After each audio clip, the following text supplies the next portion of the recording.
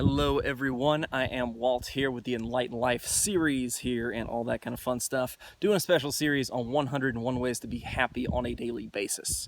So yes, we are here with part number 64.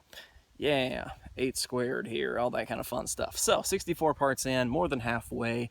What are we talking about today? Today we're talking about taking a siesta. For those of you who do not know what a siesta is, it is simply a nap in the middle of the day. It can be used to end up, rejuvenating you, revitalizing you, particularly if you need, a little extra REM sleep because you're cutting out your REM sleep.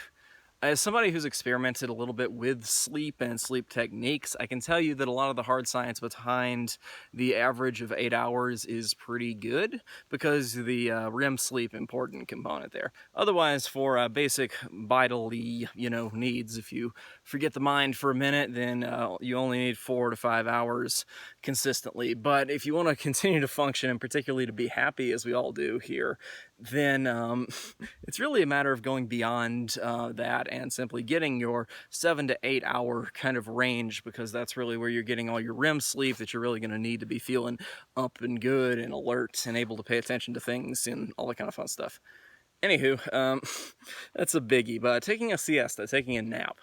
I am not a big fan of naps. I never have been, never wanted to take a nap as a kid. I've only ever wanted to take a nap if I, got like 3 hours of sleep and can't stay awake. I think only like 1 or 2 times I've ever voluntarily chosen to take a nap. I'm just an alert person. I'm somebody who's always doing the whole go get 'em thing, or whatever. I don't think that's like napping's a problem. It's just I've never been someone who likes to take naps. So this isn't really one for me that makes me happy, I guess.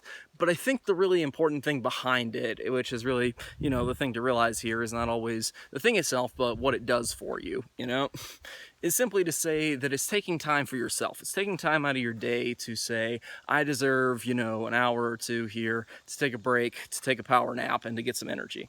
Of course, Thomas Edison was a big fan of power napping as a technique, so that's a good go-to if you want to look into any of the fun stuff behind Edison, because he had some interesting stuff, Regardless of all that, I would say that the main points really to get to here in this video is just saying it's taking time for you, it's taking time to be yourself and to do what you think is best, because that's really important towards being happy. A lot of it is about your power and your freedom, and that's not to say that absolute power is going to make you absolutely happy, or that, that's at all, completely related, but there's definitely a correlation here with some of the things that you're going to do for your free time and things like that, because you need to have enough free time and enough time to be yourself, okay? You really need that on the path to happiness, at least in my experience, I would say. Now, you can gain happiness, of course, from things like meditation, but a lot of that is also because you're taking the time kind of to venture into the mind. But of course, there are a bunch of other neurochemical parts about being happy.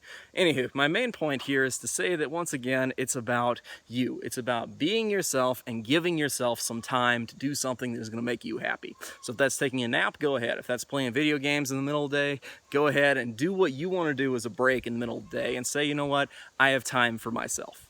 Anyway, that is about it for this video. I am Walt, and I will see you guys next time with the next one. Of course, check out some of the materials on Amazon, and of course, check out the channel and all that kind of fun stuff. So thank you guys so much for watching. Like, share, subscribe, do all that fun stuff, and I will see you guys next time with part 65. Stay tuned. I'll see you then.